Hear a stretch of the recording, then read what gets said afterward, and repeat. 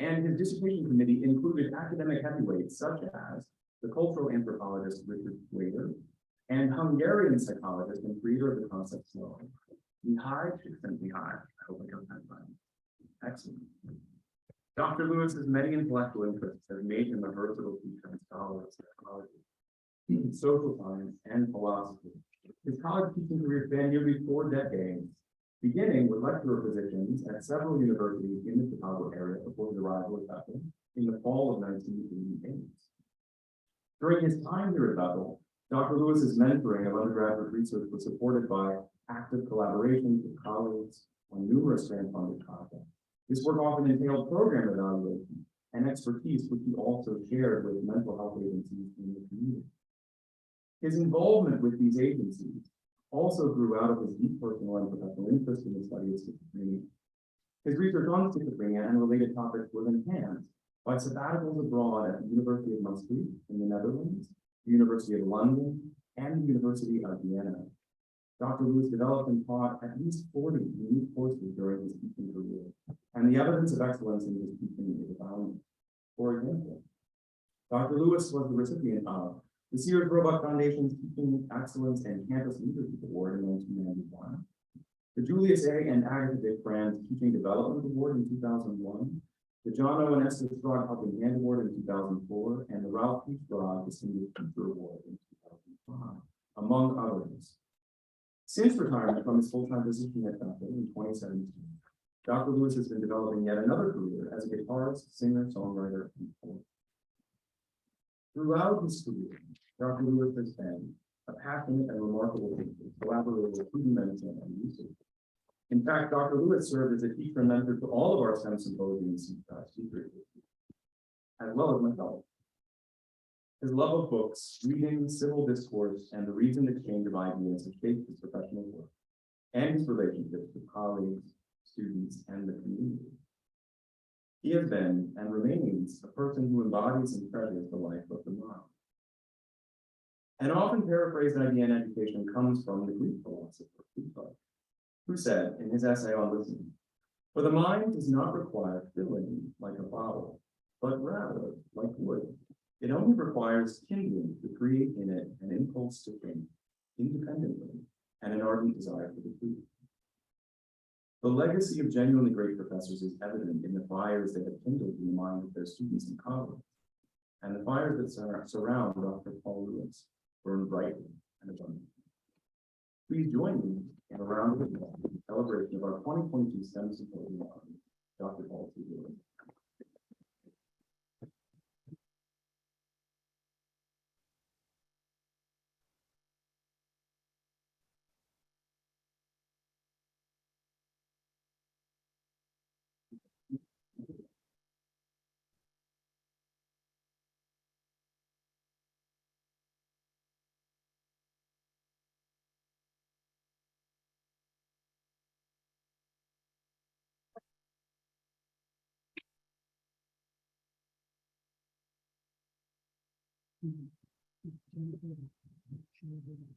Yes.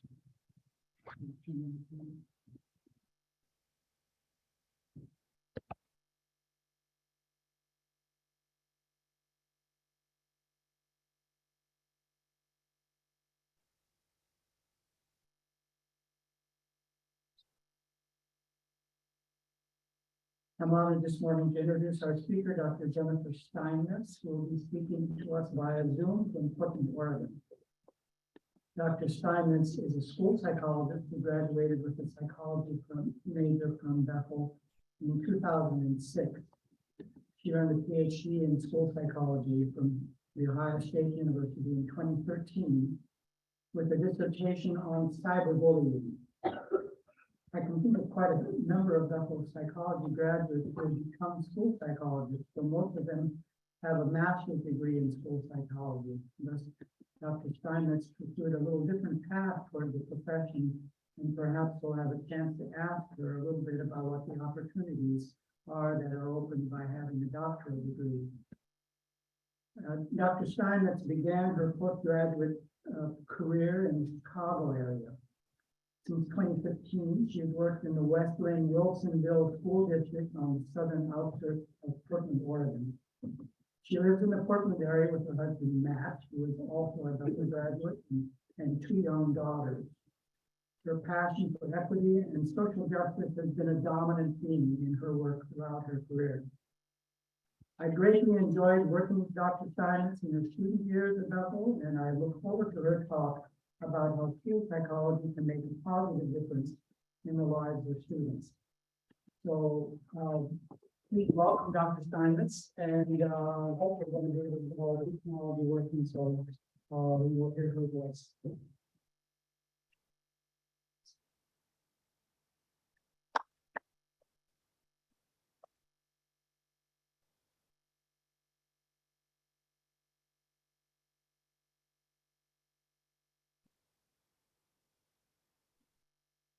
Can you guys hear me? We can't hear you. You can hear me?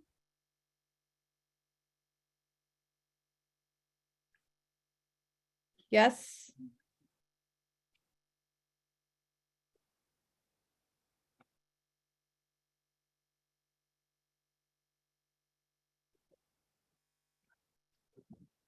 Try now. Can you hear me okay?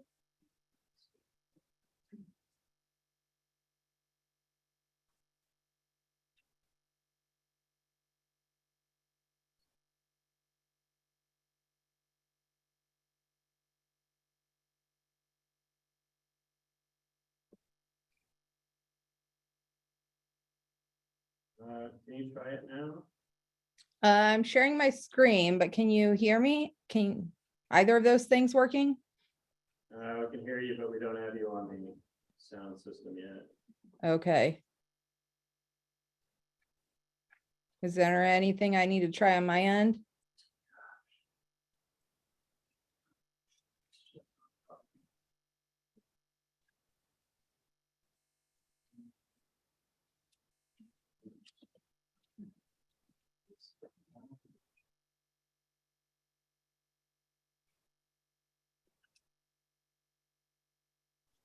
That should be the one.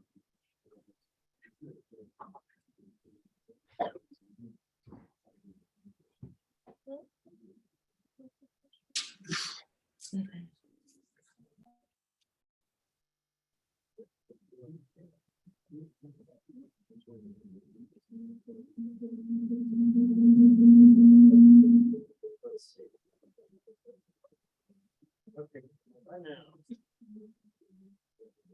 You hear me okay?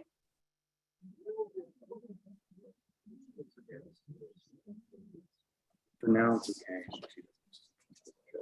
Put that back to the full screen. Yeah.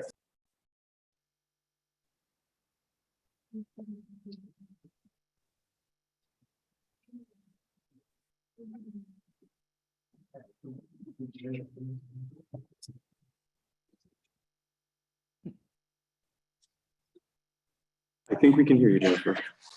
Okay, your audio sounds a little bit better too. So am I projecting out to everyone now? Yeah. Am I good to get started? Yes, go ahead. Okay. Well, thank you. Thank you, Dwight, for those really kind words. I really wish that I was able to be there in person today. But I have a daughter that's turning 10 tomorrow, and she'd be pretty sad if I weren't around to celebrate. So I really appreciate this opportunity to present to you all digitally. I too wanted to take a moment to acknowledge Paul. I transferred to Bethel starting my junior year, and I was immediately welcomed to the psychology department by him. Knowing that I was coming in midway through my college career, he made efforts to ensure that I was thoroughly involved and a part of the Bethel community. As an instructor, he was instrumental in paving the path to making me feel prepared and confident that I could move forward with graduate level education. And Paul is a person that cares deeply for others. He demonstrates an infectious love of learning, and he takes the time to listen and make you feel truly heard. Not only was I lucky enough to get to have Paul as my professor and advisor, but I continue to get to have him as a dear friend today. Paul, if you're out there, I can't see you, but you've opened doors for me and played a large role in helping to get me to where I'm at today. I'm so grateful to have you in my life. So anyways, here's some super cool pictures of us. The only one I could find from undergrad was at a cultural psychology holy celebration. So that's why we're looking a little colorful there. And then this is Paul and his wife, Diane, and I during a visit in Chicago. Okay. I don't know why I can't. I'll just do it this way. Okay. All right. So let's move forward with talking about the career school psychology. Today, I'm going to talk a little bit about what the job looks like, the demographics of school psychologists, and the grad school preparation and coursework that you could anticipate. If I were to guess, I'd imagine that many of you have never heard of a school psychologist, or perhaps you've heard of the term, but you don't really know what the job is. A lot of times when I'm introducing myself and telling people what my profession is, I get so you're the school counselor, right? And while there is some overlap between that position, they're actually two entirely different things. You would need to go to graduate school to become a school counselor. So I'm hoping today that I can kind of enlighten you as to what it is that a school psychologist does. Okay. So in terms of just kind of like, if I were to give a very brief overview of a school psychologist, particularly if you were to be working in a K-12 setting, it's an individual that works with youth, applying psychological concepts within an educational setting. You're engaging in high levels of collaboration and complex problem solving. And you have the honor of advocating for individuals with disabilities. I realize that as you move forward in making your decision as to whether you want to pursue graduate school, a career in psychology, that it's a pretty high stakes decision. So it's important that you really think about what it is that excites you about psychology, the strengths that you may have and bring to a certain scenario, and the kind of growth that you may want to experience as a professional. So while I'm hoping that this talk today will entice some of you to want to pursue a career in school psychology, I also want it to feel like something that is right for you. So if some of those things that I just highlighted sounded appealing, then maybe school psychology is a career for you. All right. So I want to talk about my story a little bit. It's a pretty common one, and it's that I kind of just stumbled on school psychology while I was researching the different graduate school paths that I might be able to take. I've always been interested in working with youth, and I always liked the educational setting a lot, but I knew that I didn't want to be a teacher. So as I was doing my research for graduate school and I came across a program that would allow me to apply psychological concepts within the educational setting, being able to work with youth, that was really appealing to me. Additionally, there's a number of other job flexibility and when you pursue your doctorate. So being able to potentially work within that private practice setting or within academia was also something that I liked, having that kind of option in my back pocket. So I also have a sister that experiences a disability, and school was pretty tough for her. And to know that I could be one of those individuals that would be advocating for somebody such as herself to make school a more positive experience, that was really appealing to me.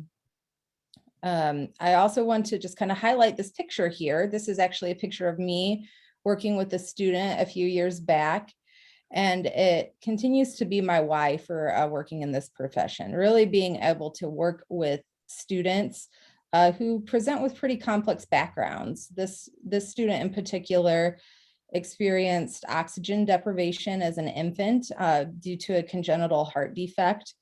And because of that, she had some brain impacts that were translating to struggles within the school environment, both academically and behaviorally. So being able to be a part of the school team where I could help explain these sorts of medical impacts and how they were manifesting within the school environment and what could be done to support her and understand her better as an individual that is really, really rewarding to me. And it's just one of the many complex scenarios that you get to come across, which just keeps that level of interest, particularly for me in my profession. So in terms of what it is that school psychologists actually do, we are considered experts in a variety of areas. As you can see, learning, behavior, mental health, and supporting school systems at just the school level, but maybe at a district at large, or consulting across different areas, particularly if you were to pursue something like a PhD. And so as you can imagine, if we are considered experts in all these different areas, there are a number of services that we can provide. And I'm going to kind of highlight the ones that you most predominantly come across, particularly within a K-12 setting.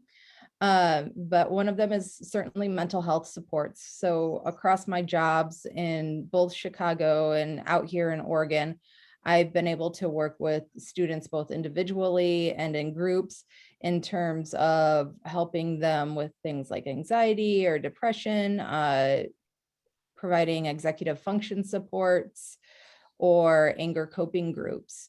So this really can vary state to state, district to district, even school building to school building as to the amount of service that you would provide. But it is something that is considered a part of the job. And if you are interested, if you're pursuing a PhD, something you could pursue much more heavily if you went into private practice. A really big part of the job is evaluation, assessment, and data analysis. So that is, if you're in the private setting doing like private psychological evaluations, and then within the school setting, doing psychoeducational evaluations. So making that determination as to whether or not a student will qualify for special education services because something is getting in the way of accessing their learning and they need support in a different way in order to be able to move forward with their education.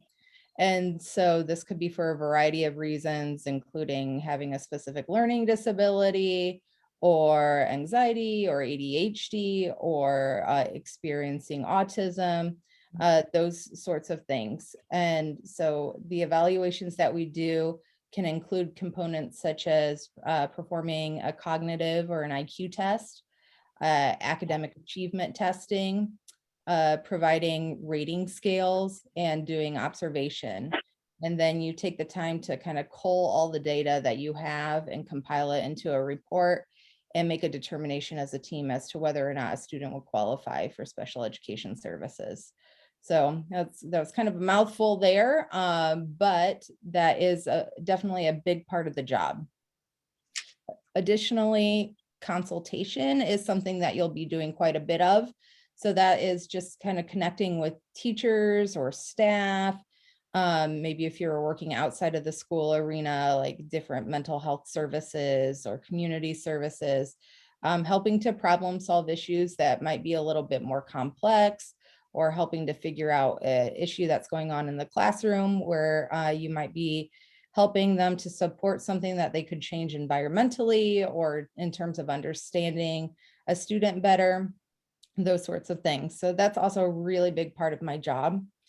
And then one that arises probably on an as needed basis is the crisis prevention and response. So that would be things like suicide risk assessments, or the school psychologists in my district are responsible for threat assessments. So that's when a threat is made towards an individual, a group of people, or perhaps the school at large. And we're part of the team that helps to determine the level of risk and then the appropriate next steps and the potential support that needs to be provided for the involved parties. Crisis prevention can also include things like we have a lot of fires out west here, and if a community is devastated by that, we could be part of a flight team to help support individuals who may have lost their homes or that sort of thing. So a wide variety of supports that could be provided, and obviously that is just a few of them. but those are some ones that we do quite a bit as practicing school psychologists. As you can imagine, if we have this expertise and this level of support that we're able to provide, we are supporting a wide variety of individuals. Like I mentioned, advocating for those who may be struggling or considered diverse learners, helping to determine what sorts of academic achievement is necessary to support within a school building or mental health, social emotional learning, and then partnering with the community at large. And so when I get to my next slide, I will have a kind of a breakdown of where school psychologists work in particular, but we do primarily serve within the public school setting or in the early childhood setting. That's because the majority of school psychologists do pursue their EDS or their master's plus 45, which I'll get into more detail about a little bit later. But then you also have opportunities to work within academia, clinics and hospitals, independent practice. These are the areas in which it's beneficial to pursue your doctorate if you would have any interest in working in those different areas. This recommended ratio is particular to if you are working within a K-12 setting, but it is 1 school psychologist per 500 students. And I will say that most often you're going to see somewhere between a 1 to 1,000 or a 1 to 2,000 ratio. I myself am at about a 1 to 1,000 ratio. So that's why I'm here today to hopefully encourage some other people to apply to this position so that we can get to this recommended ratio and be able to provide the full range of services that we're actually able to provide.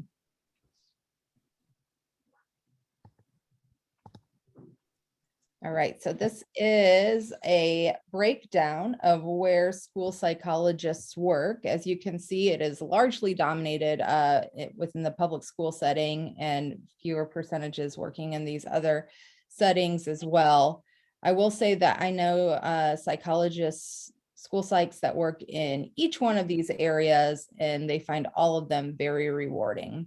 I myself have worked in the public school setting, and that is largely because it is pretty conducive to having a family. I'm able to maintain the similar hours that my girls have for school. I have the same times off that they have. My working hours pretty much align with school hours. So it's kind of great in terms of supporting a family. I'm hoping to maybe pursue some other areas down the road here, but the public school setting is where I have thrived so far. So in terms of just some of the demographics of a school psychologist, you can see that the field is predominantly those who identify as female, white, and are English speaking only. And when you look at the percentage here, you can see that that is not reflective of what the US population is at large.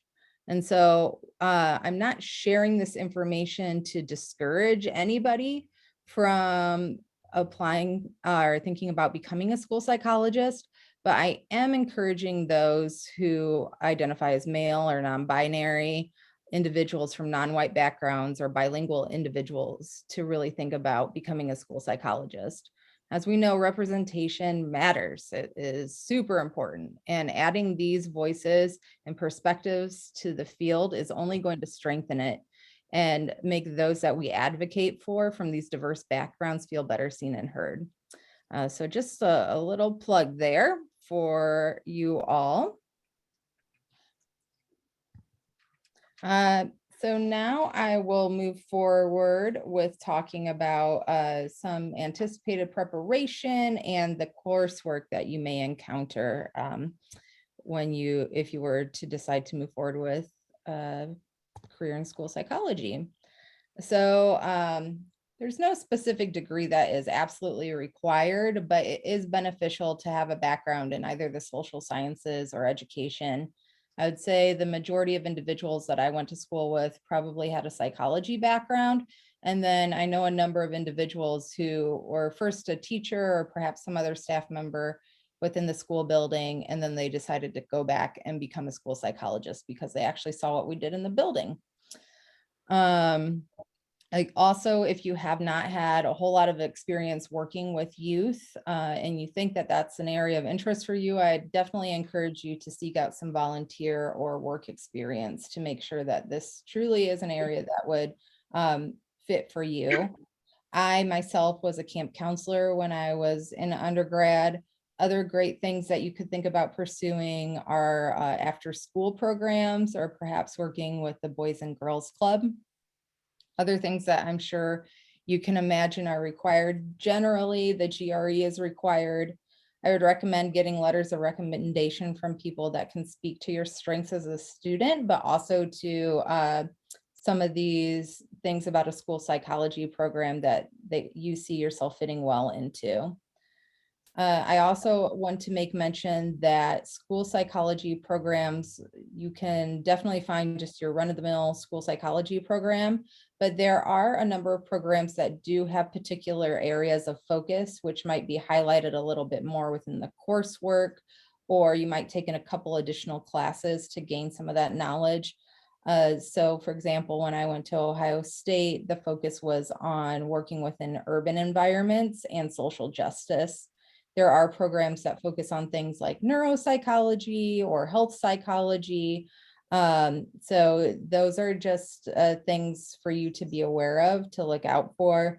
And then particularly if you were to pursue your doctorate in school psych, and you had these other kind of areas of outside focus, then you would likely want to pursue what's called a postdoc. So you're going to have your internship year, and then you'll have a second year where you would do essentially another internship.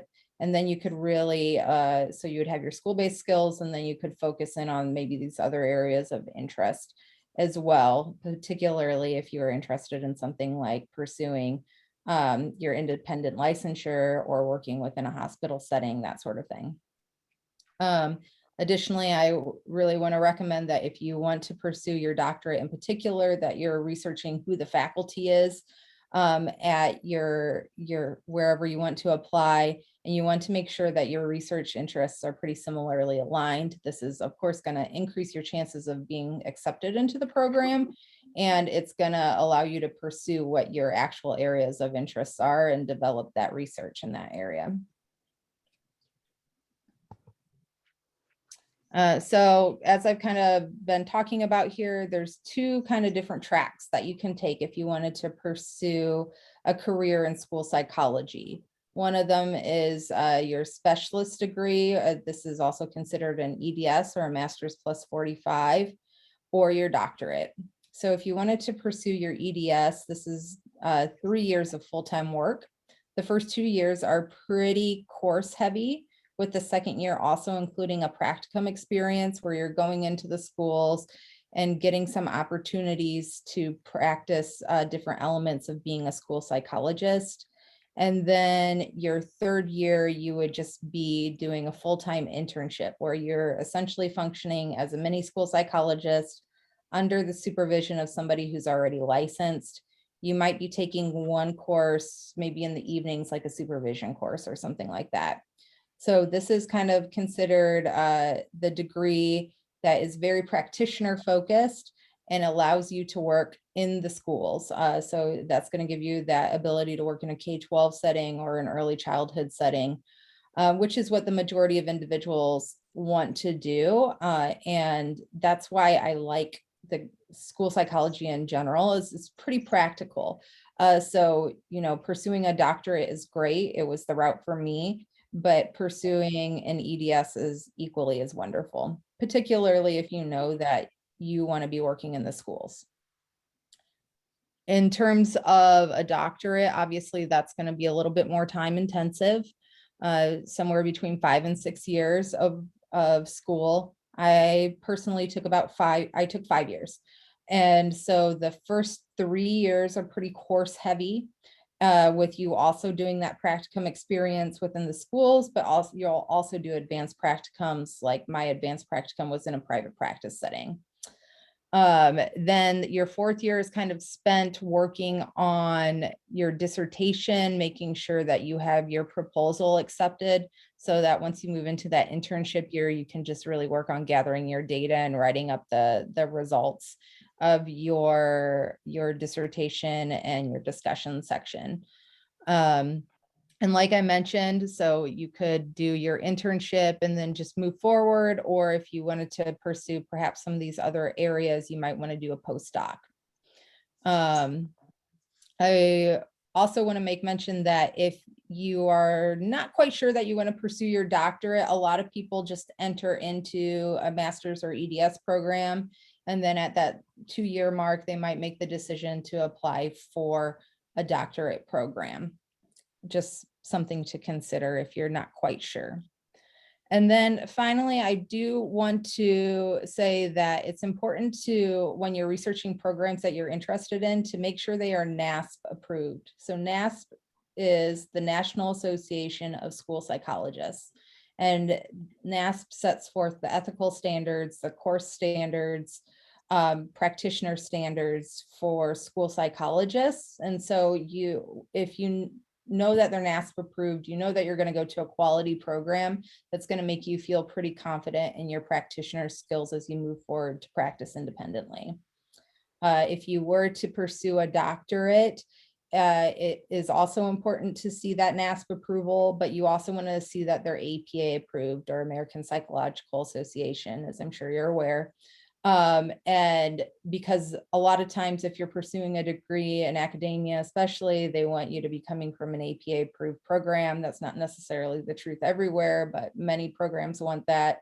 It's also going to open doors for you in terms of being able to pursue an independent practice licensure, be able to apply for a little bit more competitive internships that could lead to you doing some of these different postdocs or working in these different areas. So just something to consider, certainly not a requirement, but I would most definitely recommend it. Also, NASP, if you just Google it, is a great resource for you in terms of looking at potentially different programs that you would like to attend state by state.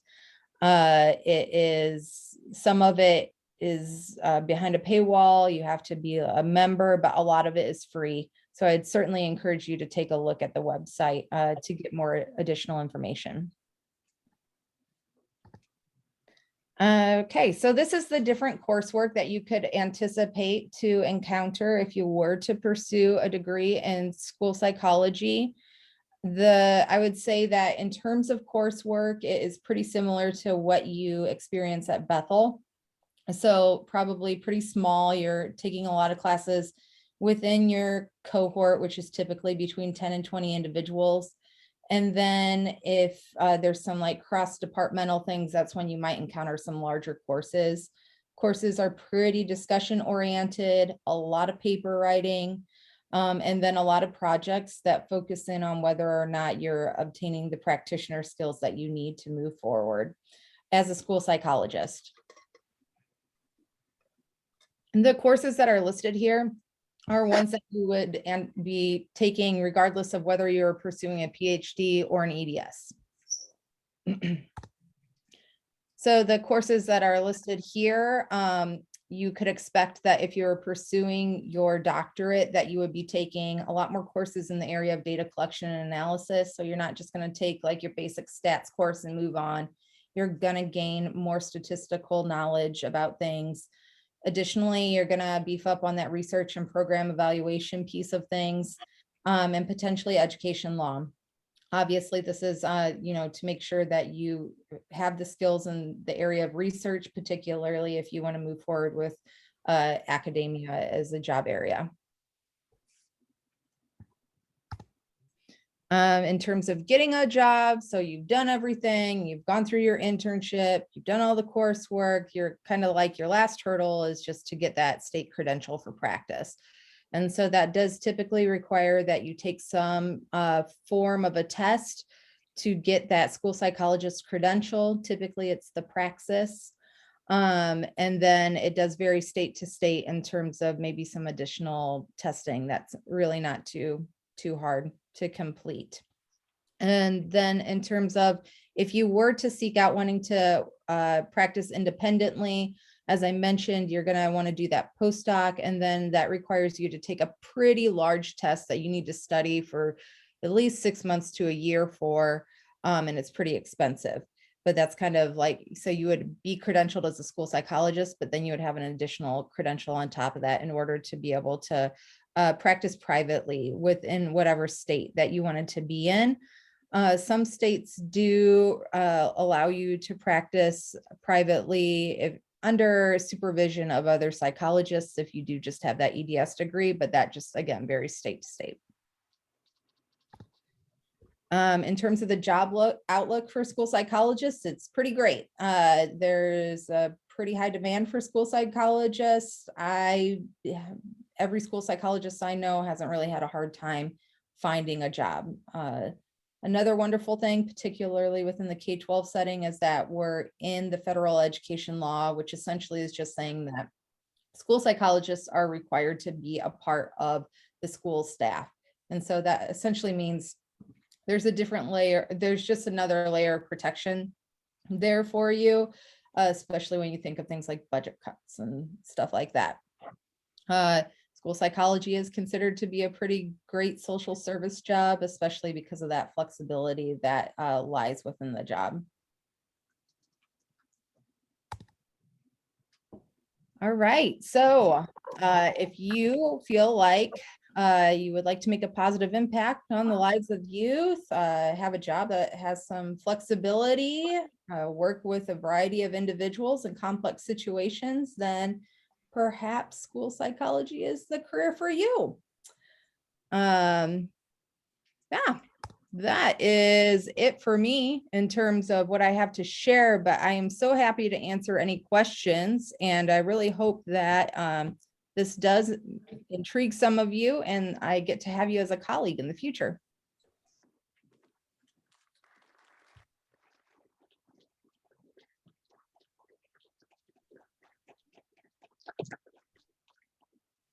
Further questions? I'll repeat them to make sure that everyone can hear. So something that was really shocking to me was that it was recommended one school psychologist to 500 students. Because I feel like in the school setting, like, because I want to teach, so thinking about having to deal with 500 students in one, like, that just seems like a lot. And so do you feel like, I know you said you work with like 1,000. Do you feel like that should be less than? Do you feel like you're giving, like, do you feel like the students are getting what they need with the number of psychologists, like school psychologists that we have? Or do you think like 500 needs to be maybe more like 200? Yeah. Mhm. Yeah, I definitely wish that the ratio was lower. So that 1 to 500 is really speaking to like, you're not actually servicing 500 students, but within that realm, you're probably like individually working with those who are identified as receiving special education services. And so when you think about that, that's typically about somewhere between 10 and 13% of the population of your school is what is the typical ratio that you're going to see there. And then you're supporting the school at large. And so you're pushing into a classroom to help support that building. I definitely, that is an issue for sure. We have such a broad ability to do so many different things. And we do get, that is a barrier right now. We do get kind of limited in scope as to what our job can look like with these high ratios, because we have these federally mandated things that we absolutely have to do. One of them being, like I talked about, that assessment piece of things to determine whether or not students qualify for special education. That's a federally mandated thing. There's a lot of laws surrounding it. In term, IDEA is the law, IDEIA. And so we have like timelines that we're absolutely required to uphold to. And so then some of these other maybe perhaps more interesting things end up getting pushed to the side when we have these high numbers.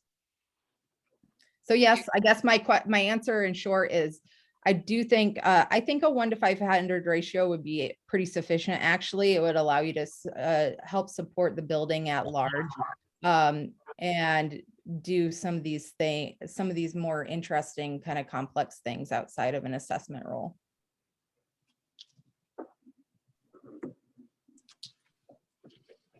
Jennifer. Hold on just a second. I think we have a microphone. So how like you said that it's primarily female and white English speaking. How do these students who are not English speaking get the help that they need from school psychologists? Primarily, they're only English speaking. The teachers are. Yeah, that's a tough area as well. It was great working in psychology in Chicago because we had just a number of bilingual school psychologists. But that typically what happens is we get a translator. And so that's kind of the best that we can do when we don't have those bilingual skills that we can bring forward. But certainly I worked in buildings in Chicago in particular, where somewhere between 30 and 50 languages were represented, which is why it's so like just anybody who has these bilingual skills and have this interest, it's such an asset. And of course, these students are going to be better seen and understood. And the best thing we can do when we're working with students who are coming from a different language background is to be understanding of what language acquisition skills look like, and to be very careful in making determinations as to what their struggles actually are, so we're not mislabeling things. Hi, Jennifer, it's Paul. I enjoyed your presentation very much, well organized and chock full of all the important elements. I'm curious, when you go home after a day of working as a school psychologist, what is it that you think about that occurred over the day that gives you joy, satisfaction,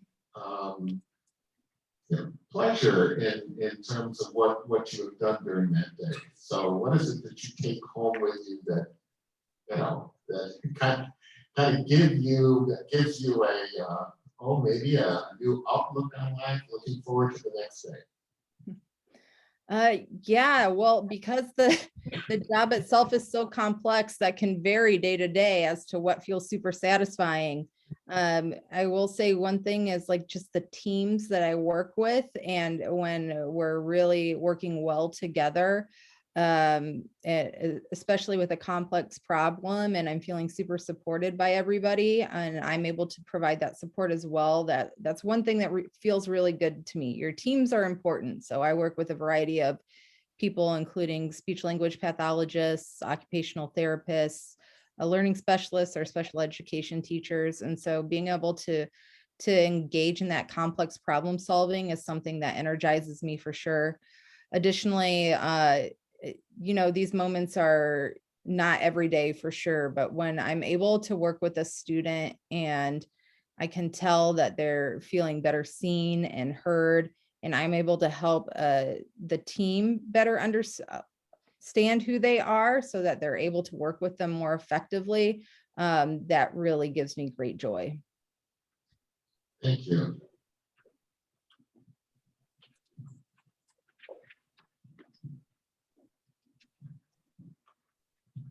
Okay, so as somebody who's wanting to go into social work in high schools and middle schools in his career, I was curious, you said you talked to, or you work with hopefully a ratio of about 500 students. How many students do you work with on a one-on-one basis on a daily, like average? How many students you work with one-on-one? Well, like I said, that also significantly varies based on the building and the types of supports that they want you to provide. In my current role, I'm typically working one-on-one with students. Like testing is one thing that I do one-on-one with students a lot, and that can take several hours to complete. So I'm probably working with like somewhere between 5 and 10 individual students per week. Thank you. Mm-hmm. We have time for one more question.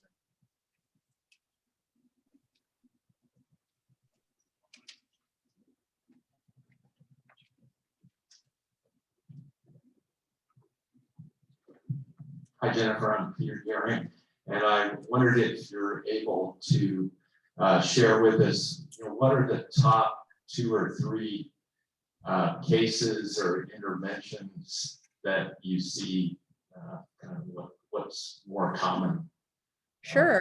interventions that you need to deal with on a week-by-week basis? Yeah, so in terms of the top areas in which I would say I provide a lot of support for, in terms of testing, the top areas are always specific learning disability. So, looking to determine whether an individual is struggling with reading or math or writing. But then in terms of the top kind of mental health issues that I'm working with, it's most certainly anxiety. There's a whole lot of anxiety right now. It's pretty pervasive. And then working with individuals who have a diagnosis of ADHD. And a lot of times we're supporting them in terms of maybe what we call self-management skills, or doing things like helping with impulsivity or being able to persevere with the task, some of those things that we would call like executive functioning skills. So a lot of times I might, even if I'm not directly working with the student, I'm almost always consulting with somebody in the building about how they could better support a student because they're presenting with these types of issues. Okay, thank you very much, Jennifer. Mhm. Thank you all for coming. Please do join us again at 1 p.m. for the next event, our job. Thank you.